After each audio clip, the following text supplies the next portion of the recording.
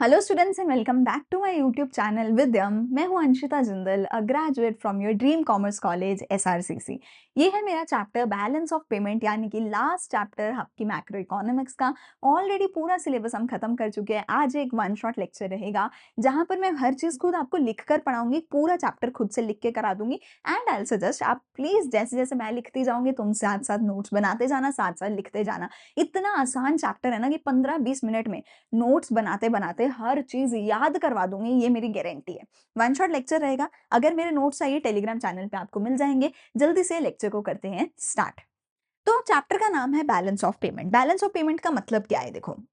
तो ये जो बीओपी है, बैलेंस ऑफ पेमेंट है, इसका मतलब क्या है? सिंपल भाषा में बोला जाए तो इसका ये मतलब है कि आप अपने किसी भी दूसरे फॉरेन कंट्री के साथ कोई भी अगर एक्सचेंज करते हो, ठीक है, किसी भी फॉरेन कंट्री के साथ कुछ भी एक्सचेंज करते हो, मतलब लेन देन करते हो, ऑब्वियसली कुछ इंपोर्ट कर रहे हो, कुछ एक्सपोर्ट कर रहे हो, यानी कि कुछ इनकम हो रही है, कुछ एक्सपेंडिचर हो रहा है, ठीक है ना। अगर ये जो पूरी चीज है, जो भी लेन देन है, इसका मुझे बैलेंस कर कर एक अकाउंट बनाना हो, जिस अकाउंट में ये सारे का सारा लेन देन मेरा बिल्कुल बैलेंस हो जाए, उस अकाउंट को मैं बीओपी अकाउंट बोलूंगी। सिंपल भाषा में जैसे आपका होता है, आपकी बैलेंस शीट होती है। बैलेंस शीट का क्या मतलब होता है कि आपके टोटल एसेट्स, टोटल लाइबिलिटीज जो है, उसको एक साइड एसेट को लिखूं, एक साइड लाइबिलिटी को लिखूं, उसको टोटल कर दूं और बोलूं, सॉरी, उसको बैलेंस कर दूं और बोलूं कि जितना टोटल एसेट है वो टोटल लाइबिलिटी के बराबर होगा। आपका इनकम स्टेटमेंट होता है, आपका प्रॉफिट एंड लॉस का स्टेटमेंट होता है। उसमें क्या करते हैं, एक डेबिट साइड बनाते हो, एक क्रेडिट साइड बनाते हो,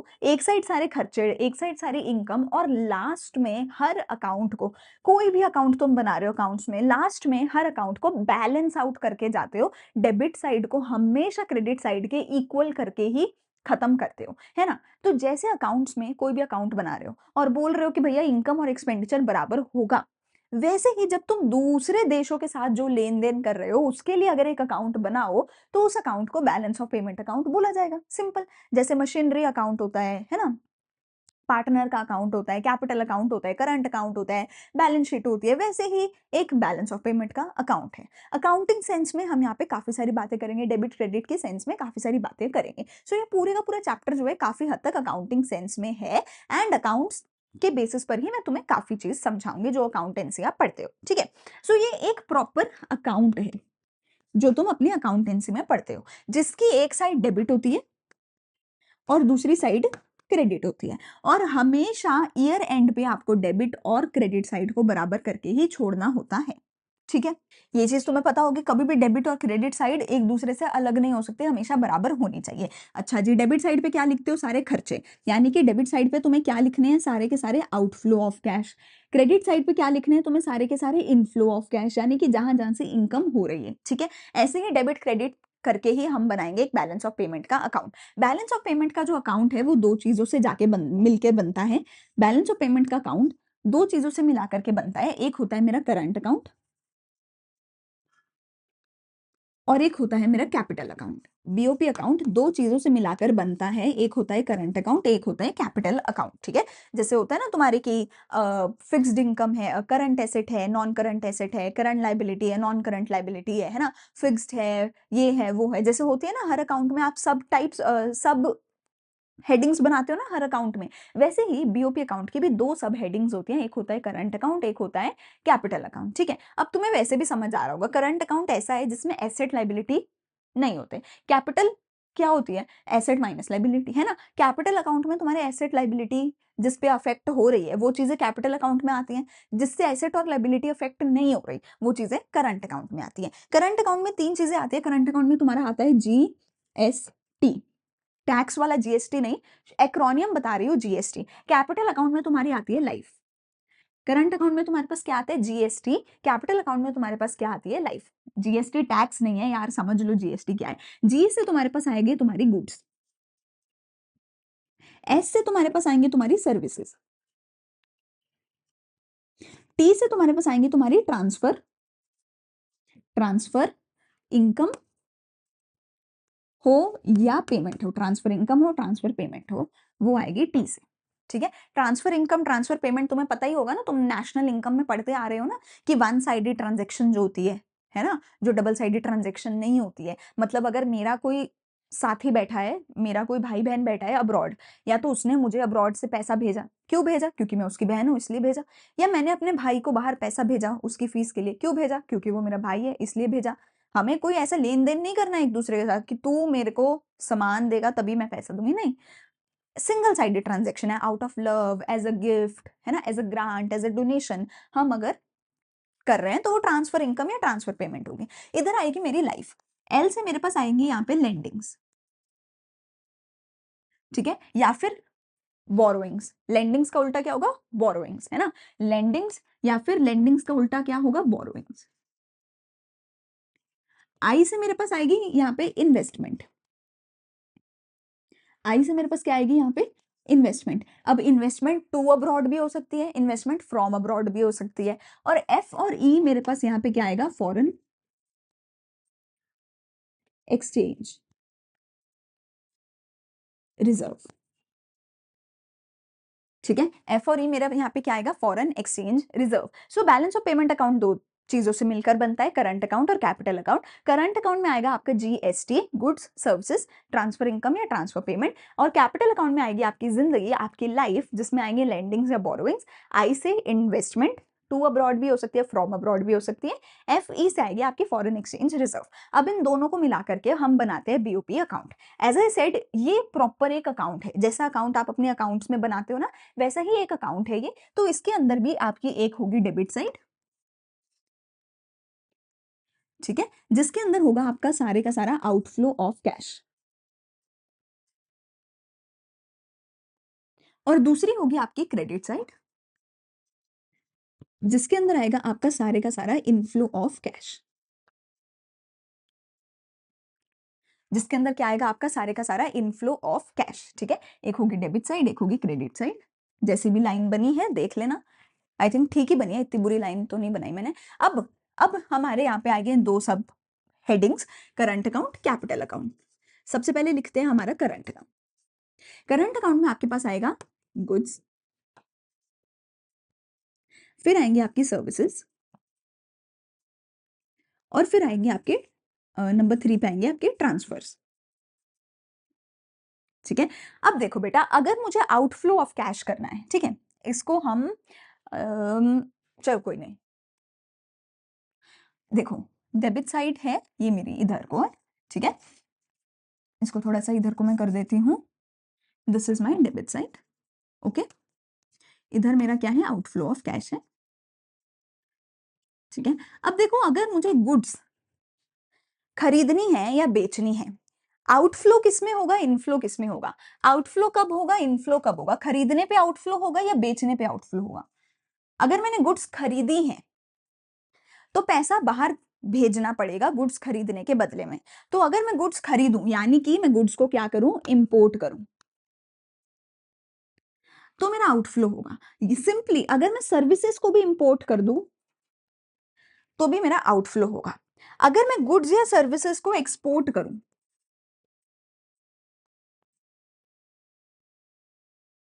तो इनफ्लो ऑफ कैश होगा। मतलब सामान घर में आया तो पैसे का आउटफ्लो होगा, सामान बाहर भेजा तो पैसे का इनफ्लो होगा।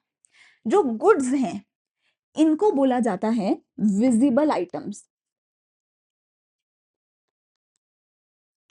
इनको क्या बोला जाता है? विजिबल आइटम्स, क्योंकि तुम्हें दिखती है ना गुड्स। अच्छा, अगर गुड्स दिखती हैं, सर्विसेज तो नहीं दिखती हैं, तो इनको क्या बोला जाएगा? Invisible items. इनको क्या बोला जाएगा? इनविजिबल आइटम्स, है ना, क्योंकि ये दिखती नहीं है। मतलब क्या है? गुड्स और सर्विसेज ही है, मतलब कुछ अलग नहीं है। फिर आएगा ट्रांसफर्स। अगर पैसा बाहर भेजा है तो ट्रांसफर पेमेंट, जिसको हम रेमिटेंस भी बोलते हैं, जिसको रेमिटेंस भी बोला जा सकता है, या फिर ट्रांसफर इनकम, अगर पैसा बाहर से घर में आया है तो, ठीक है। ये तो हो गया करंट अकाउंट। अब आएगी मेरे पास कैपिटल अकाउंट की आइटम्स। अब मेरे पास आएंगे कैपिटल अकाउंट की आइटम्स। सबसे पहला क्या आएगा? लेंडिंग्स या बोरोइंग्स। लेंडिंग्स या बोरोइंग्स, तो अगर पैसा बाहर भेजा है तो मतलब बाहर लेंड किया होगा, लेंडिंग्स करी होंगी, बाहर वालों को उधार पे पैसा दिया होगा। अगर पैसा बाहर से अंदर आया है तो इसका मतलब है उन्होंने हमें पैसा उधार पे दिया होगा, यानी हमने पैसा उधार पे लिया होगा, यानी हमने क्या करी होंगी, बोरोइंग्स करी होंगी फ्रॉम अब्रॉड।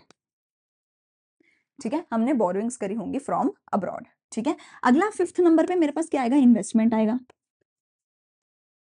अगर पैसा का आउटफ्लो हुआ है तो इन्वेस्टमेंट टू अब्रॉड हुई होगी, यानी कि डेबिट साइड पे। अगर पैसे का इनफ्लो हुआ है तो इन्वेस्टमेंट फ्रॉम अब्रॉड हुई होगी, यानी कि क्रेडिट साइड पे इनफ्लो ऑफ कैश हुआ होगा। यहां तक आई थिंक किसी को कोई दिक्कत नहीं होगी, बहुत बेसिक डेबिट क्रेडिट है, inflow and outflow of cash है। अगर यहाँ पे कोई भी डाउट है पूछ सकते हो, पर वैसे होना नहीं चाहिए, काफी ईजी है ना। ठीक है, डेबिट और क्रेडिट किया है नॉर्मल, कुछ दिक्कत नहीं है। अब आएगी 6th आइटम, जो कि होगी आपकी फॉरेन एक्सचेंज रिजर्व की आइटम। फॉरेन एक्सचेंज रिजर्व की आइटम। अब फॉरेन एक्सचेंज रिजर्व या तो इंक्रीज होगा या तो डिक्रीज होगा, ठीक है, लेकिन इसको अच्छे से समझना। वैसे तो मैं चाहूं तो मैं तुम्हें सिंपल बोल सकती हूँ भैया ऐसा ऐसा होगा और तुम रट्टा मार लो और चले जाओ, वो भी हो सकता है, पर मैं तुम्हें समझाना चाहती हूँ कि इंक्रीज या डिक्रीज की एंट्री जिस भी साइड है वो क्यों है। ठीक है, अभी तक जो भी हमने किया, अभी तक जो भी हमने किया, आइटम्स डाली डेबिट साइड पे, आइटम्स डाली क्रेडिट साइड पे। ठीक है, हमेशा हमेशा हमेशा का मतलब always in accounting sense, accounting sense में जो बीओपी अकाउंट है वो बैलेंस्ड होना चाहिए।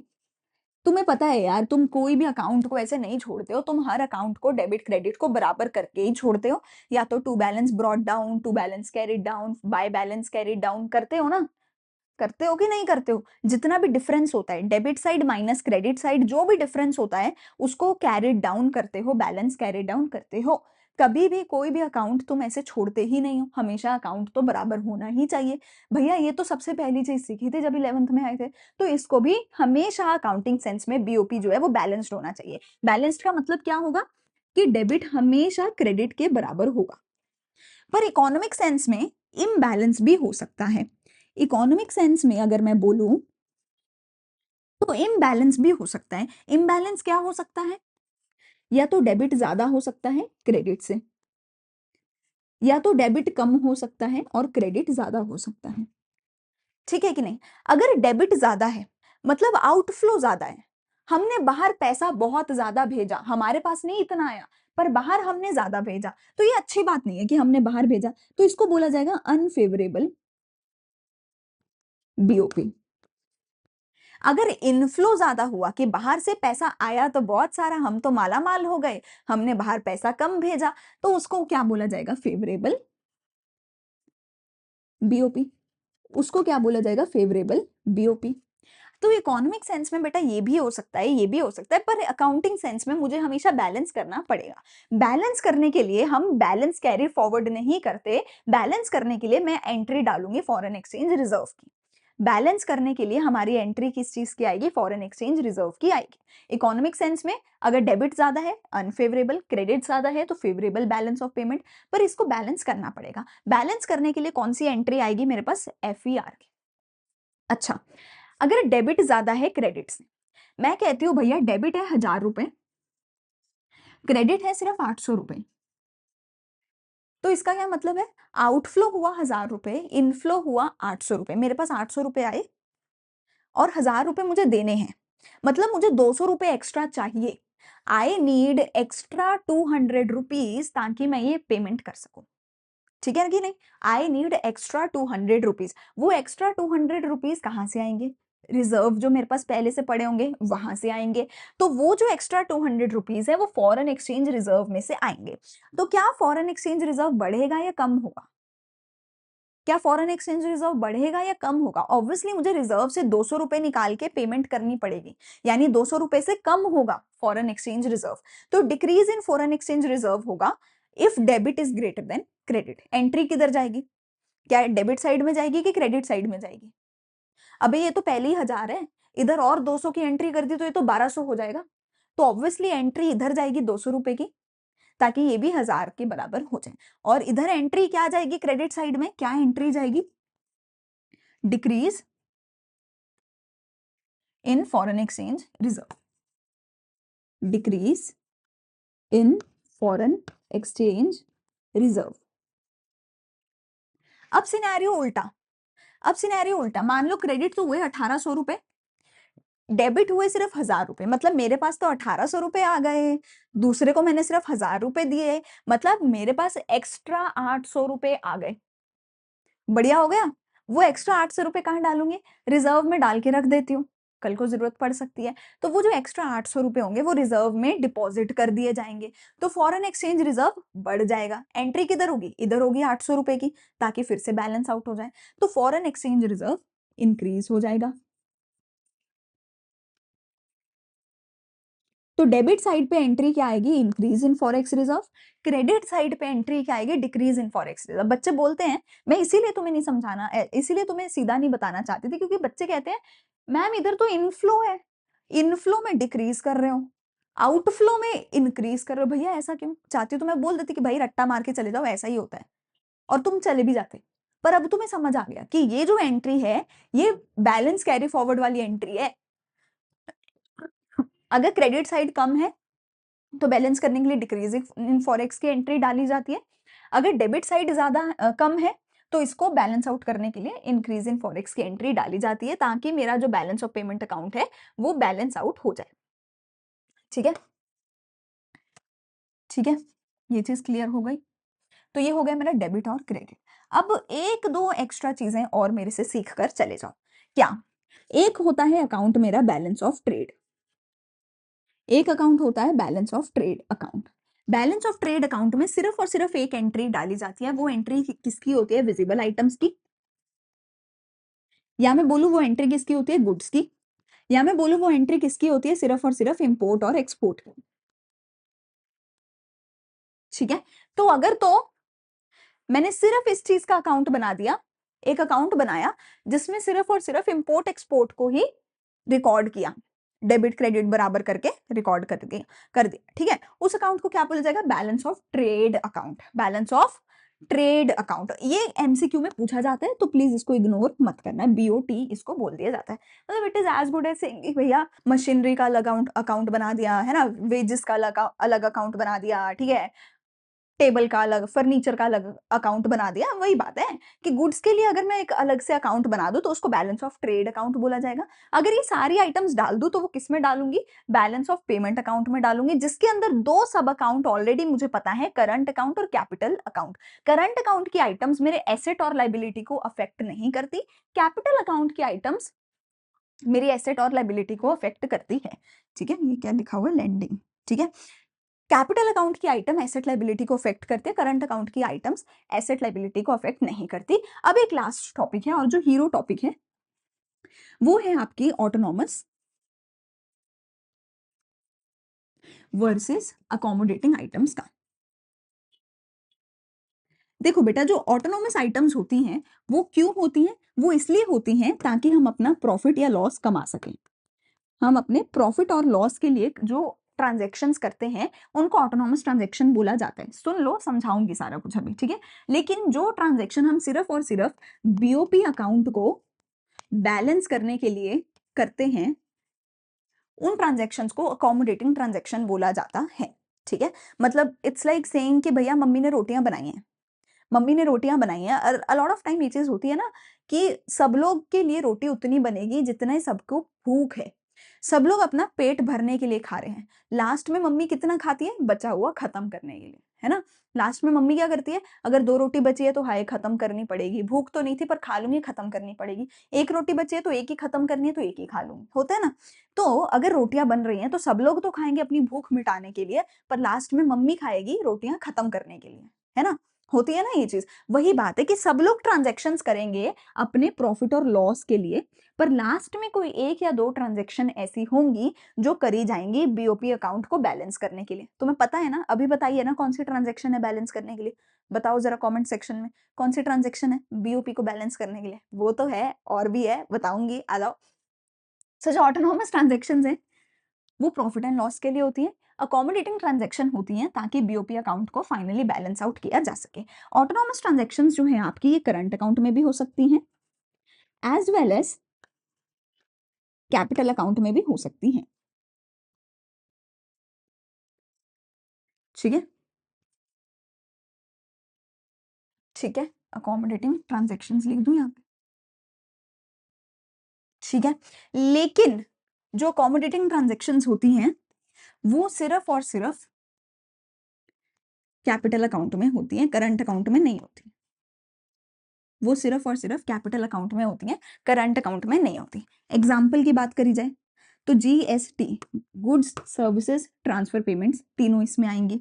फिर लाइफ में से लेंडिंग्स भी इसमें आएगा, इन्वेस्टमेंट भी इसमें आएगा। तो ये जो सारी की सारी ट्रांजेक्शन हमने करी हैं, ये सारी की सारी ऑटोनॉमस ट्रांजेक्शन में आएंगी।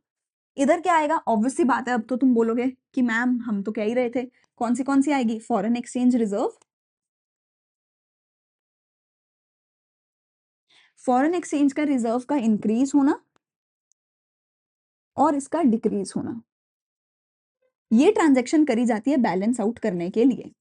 ठीक है, ये ट्रांजैक्शन करी जाती है बैलेंस आउट करने के लिए, तो ये ट्रांजैक्शन अकोमोडेटिंग है। पर इसके अलावा एक और ट्रांजैक्शन है जो अकोमोडेटिंग है, जो कि है बोरोइंग्स। बोरोइंग्स, लेकिन बोरोइंग सिर्फ तभी इंक्लूड होगी जब उनको स्पेशली इसीलिए किया गया है ताकि आप बैलेंस कर सको बीओपी को।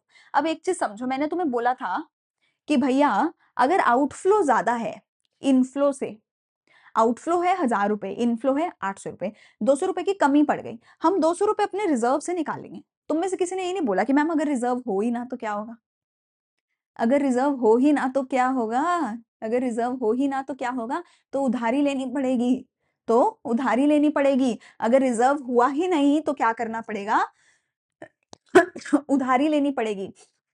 और अगर तुमने उधारी इस वजह से ली है ताकि तुम बैलेंस ऑफ पेमेंट अकाउंट को बैलेंस कर सको, तो उस उधारी को तुम अकोमोडेटिंग ट्रांजैक्शन बोलोगे। पर क्या उधार सिर्फ इसीलिए लेना है? नहीं, जरूरी नहीं है। वैसे भी उधार तो ले ही सकते हो, वैसे भी उधार तो ले ही सकते हो। अगर वैसे ही उधार लिया है, अपने अपनी मर्जी से लिया है, किसी भी रीजन से, तो वो अकोमोडेटिंग ट्रांजैक्शन में नहीं आएगा। पर अगर तुमने सिर्फ इसलिए उधार लिया है ताकि तुम बीओपी को बैलेंस आउट कर सको, तो जो बोरोइंग्स हैं वो भी फिर अकोमोडेटिंग ट्रांजैक्शन बन जाएंगी। मतलब फॉरेन एक्सचेंज तो पक्का ही अकोमोडेटिंग है, बोरोइंग्स डिपेंड करेगा क्यों करी है। अगर बैलेंस करने के लिए करी है तो बोरोइंग्स भी क्या होंगी, अकोमोडेटिंग ट्रांजैक्शन होंगी। ठीक है, सो ऑटोनॉमस ट्रांजैक्शंस क्या हैं, जो प्रॉफिट एंड लॉस के लिए करती हैं। जो कौन करता है ये ऑटोनॉमस ट्रांजैक्शंस, कौन करता है, हमारे देश की जनरल पब्लिक करती है मोस्टली, है ना। पब्लिक ने कुछ सामान मंगवाया, कुछ सामान भेजा, और सरकार भी कर सकती है ना, आरबीआई कोई भी कर सकता है। पर ये जो है ये सिर्फ और सिर्फ सरकार ही करेगी। अब पब्लिक थोड़ी ना आके बोलेगी अरे भाई चलो बीओपी को बैलेंस करते हैं, पब्लिक थोड़ी ना करेगी। तो ऑब्वियसली बीओपी को जो बैलेंस करने का काम है, जैसे होता है ना कि बच्चे थोड़ी बचा हुआ खाएंगे, बचा हुआ तो मम्मी खाएगी ना, तो मम्मी कौन है, सरकार है ना। तो अकोमोडेटिंग ट्रांजेक्शन कौन करता है, सरकार ही करती है, ताकि वो बीओपी अकाउंट को बैलेंस आउट कर सके, जिसके लिए फॉरेक्स रिजर्व को बढ़ाना, कम करना या उधार लेना का ट्रांजेक्शन हो सकता है। ठीक है, आई होप यहाँ तक सब कुछ खत्म हो चुका है, कुछ भी नहीं बचा है पूरे के पूरे चैप्टर में। बीओपी तीन तरीके का हो सकता है, बैलेंस्ड, अनफेवरेबल और फेवरेबल, तीन तरीके के बैलेंस हो सकते हैं बीओपी अकाउंट के। ठीक है, जीएसटी और लाइफ को प्लीज अच्छे से याद रखना। मैंने बहुत टाइम लगाकर भाई तुम्हारे लिए एक्रोनियम बनाए थे ताकि तुम याद कर सको। बीओपी का मतलब जरूर याद कर लेना, डेफिनेशन अपनी बुक में से। ठीक है, डेबिट और क्रेडिट दो साइड होगी, आउटफ्लो इधर आएगा, इनफ्लो इधर आएगा। ठीक है, दैट्स इट पूरे। और बीओटी जरूर याद कर लेना, बिकॉज एमसीक्यू एक नंबर कहा जाता है कि बीओटी क्या होता है, जिसमें सिर्फ और सिर्फ गुड्स की एक्सपोर्ट इंपोर्ट की ट्रांजेक्शन आती है। ठीक है, यहाँ पे पूरा चैप्टर होता है खत्म। अगर कोई भी डाउट है तो कमेंट सेक्शन में पूछ सकते हो। पूरा सिलेबस मैक्रो का यहाँ पर हमारा होता है खत्म। आखिरी वन शॉट चैप्टर था ये। अब अगर प्लीज अच्छा लगा है तो प्लीज अपने दोस्तों के साथ शेयर करना। प्लीज मुझे कमेंट सेक्शन में बताना that you have loved the videos और नॉट। जो भी डाउट है वो भी कमेंट सेक्शन में पूछ सकते हो। अब मैं यहाँ के बाद आपको इंडियन इकोनॉमिक्स जो भी बचा है सिलेबस तुम्हारा, बिजनेस स्टडीज, इंडियन इको, सब खत्म करवाने वाले हो, accountancy, everything you will find on our channel. Please हमारे चैनल को ग्रो करने में हेल्प करो, लाइक शेयर एंड सब्सक्राइब करो। मे बी कहीं ना कहीं आगे किसी ना किसी और वीडियो में, किसी ना किसी और चैप्टर में हम जरूर मिलेंगे। थैंक यू, बाय बाय, अच्छे से पढ़ाई करते रहो।